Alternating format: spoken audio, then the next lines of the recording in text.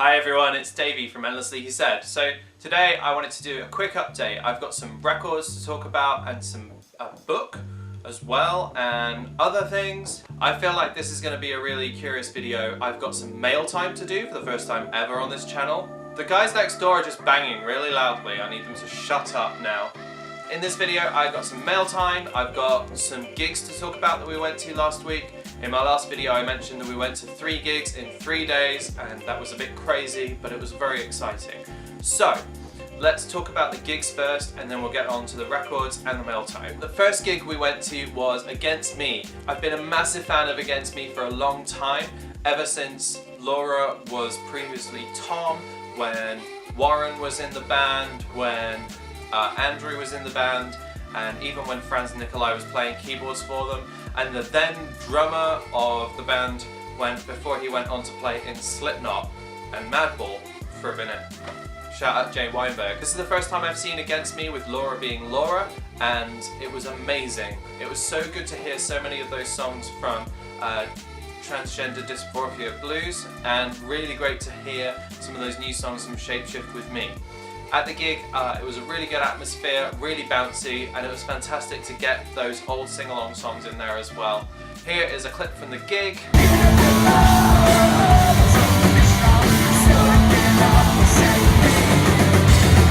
I don't know if I would talk about this band too much, but their record is one that I was a bit late to the party to, but I did pick it up and I'm going to open it now. This is Shapeshift with Me. This comes with a cool little insert here, the lyrics on the back. This comes on double clear vinyl, so there's a clear vinyl there, track listing on both sides. Like I said, I've been a massive fan of Against Me for a long time. I feel a lot of people fell out of love with Against Me around that time they released New Wave and then White Crosses, and I feel like coming from No Idea and then Fat Wreck and then going on to these bigger labels was ideally probably a really good choice. Like, New Wave is one of my favourite albums they've done, and having songs with like Tegan Quinn from Tegan and Sarah and playing out really big singles that actually made a really big impact in kind of the punk and the alternative community was incredible. At that time that Laura realised that being Tom wasn't really the right thing.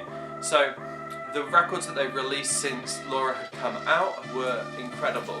They definitely brought a better sense of like grittiness about it and more of a sense of just sort of self-awareness, knowing who you are, being able to talk about that quite freely. While we were at the show, we had to wait for a little while the merch person went to go and get us this, but we managed to pick up Laura's book, which is called Tranny. This is her autobiography that is with Dan Ozzie. It's got some cool pictures in the middle as well, and I'm really excited to read this over the Christmas season. Not that I have really much time off, but I'm sure my girlfriend will read it before I do because she reads much more and quicker. Day 2 of our gig adventures, we went to go see one of my favourite bands ever. We went to go see Brand New supporting Biffy Clyro. So Brand New are one of my favourite bands ever. Here's a clip of them playing.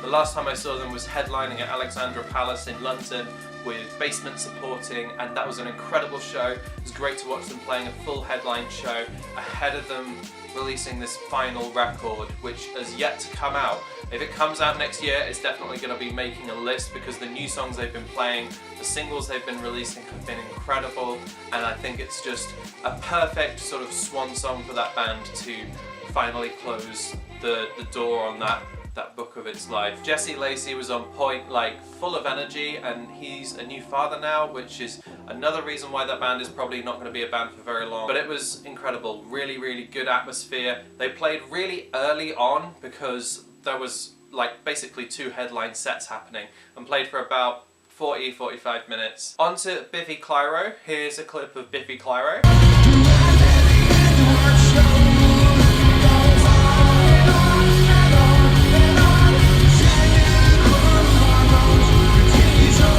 Band that I've listened to for a long time, but they've never been a band that I've just got their record, put it on and sat down and listened to it. They've been a band in my consciousness because they've been a big influence in the musical projects that I've been in previously brought in by other people, which was really nice to get an understanding of that music, but they've never really been something that I've really wanted to just put on and listen to. But this changed things. This really made me want to sit down and listen to them. So I was really aware of the record Infinity Land, and then the record that came after that, Puzzle. So big gap between those records, but this was happening in sort of the mid-2000s, 2004, 2007, and that was where a lot of musical influence was coming in. I guess when Only Revolution came out, that was where there was a lot of pop singles, and I definitely became aware of that band just from listening to them on the radio, people playing them at work, showing me different singles, and it was fantastic. Biffy Clyro can put on a really great stage show, and they definitely showcase that in their live gig. Really good energy, and for a band from Scotland, like right at the top of Scotland, they have done incredibly. They're a three-piece that have obviously grown and made their sound bigger, and it did bring me a lot of hope for UK music, because I think that sort of the UK rock band format has definitely felt like it's been growing and growing and growing, but not really like peaked out at a level where we've had these huge bands going off like that. But they're playing an arena show, they're headlining the main day of Download next year, and it was incredible. Really, really enjoyed it. They've got good pop sensibilities, and they are technically really proficient. Really good at playing their instruments and really great at getting things done. I didn't get any Biffy Clyro merch, but I did get a brand new record. Why wouldn't I not get a brand new record? The brand new record that I got, it's surrounded in cellophane, but it's got a sleeve, so I'm going to take the cellophane off. This record comes on a 10-inch, and it's a die-cut cover. As you slide out the inside, you've got that nice little reveal on there. It says Never Finished in the middle. This has got 6 songs total, 3 final finished versions and 3 demos of those songs. So the demos span between 2004 and 2006, and then over the periods between 2009 and 2016 they reworked those demos, so only at the point where 2016 this year had come around was this record finished, and I think they feel comfortable releasing it. It's an interesting format, particularly as a single goes, and on a 10-inch as well, having 3 songs on each side. It's definitely bigger than a 7, obviously, but it's one of these things that's really nice to have and see the process of a band. While this isn't a full album, I can get a lot of appreciation for it. So that's the inside cover there, back cover.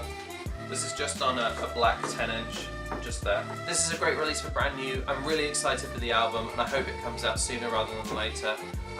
I'll be spinning this a lot over Christmas because it's an easy listen, it's nice to get into, and I think that the songs as they come together have really, really worked out. So the last gig I went to go see was Placebo. I've talked about Placebo on this channel before and shown some records before, and I know, hey Mike C-Town, you're a big fan as well, but they were incredible. Here's a clip of them playing.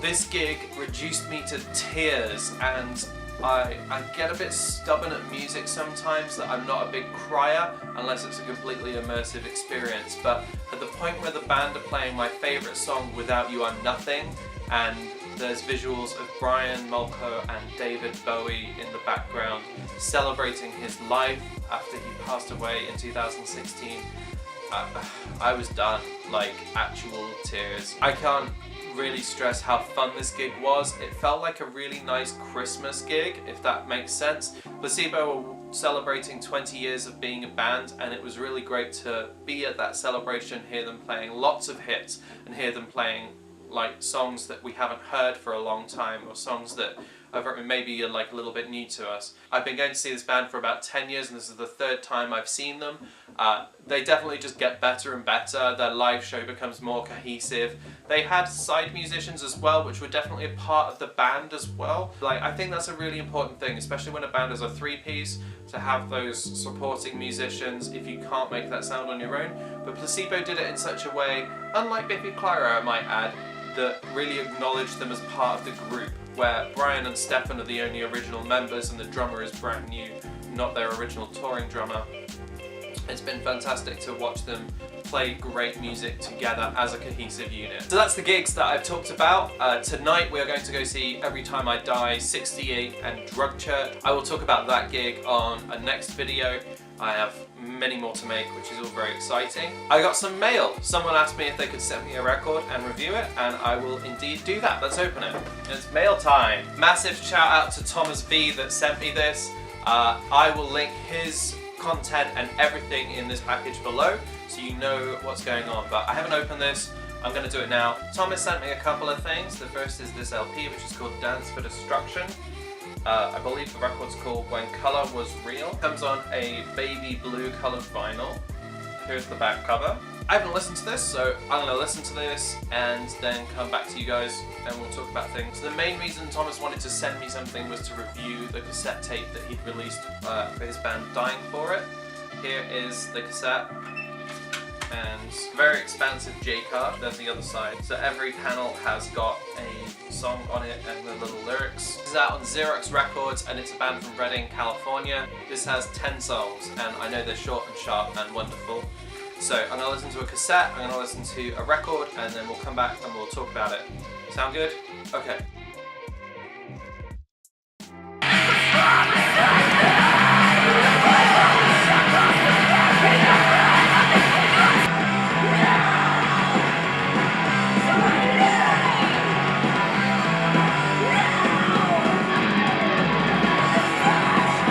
So those releases were incredible, and while I was listening, the postman arrived with more mail time.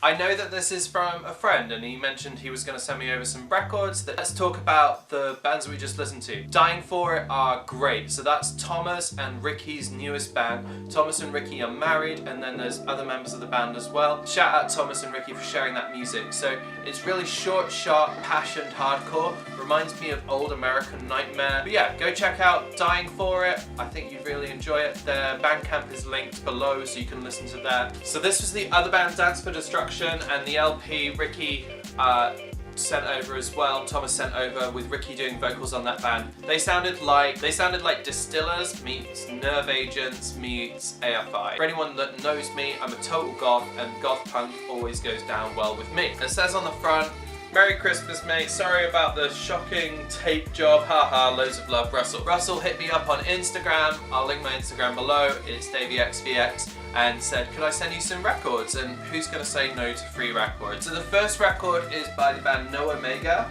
I got to see this band at Flufffest this year in July over in Czech Republic. So this is the Occupants record by No Omega. It comes on purple vinyl. It's a single side etched. I'm going to hope that the camera can pick this up.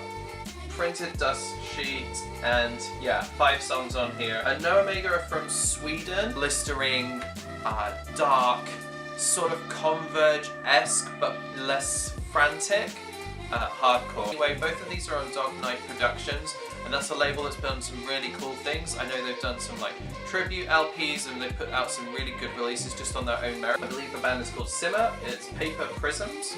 This comes out on white vinyl. Here's what I'm going to do at risk of making this video too long. I'm going to listen to those records later today while I'm working on that zine that I mentioned in the last video.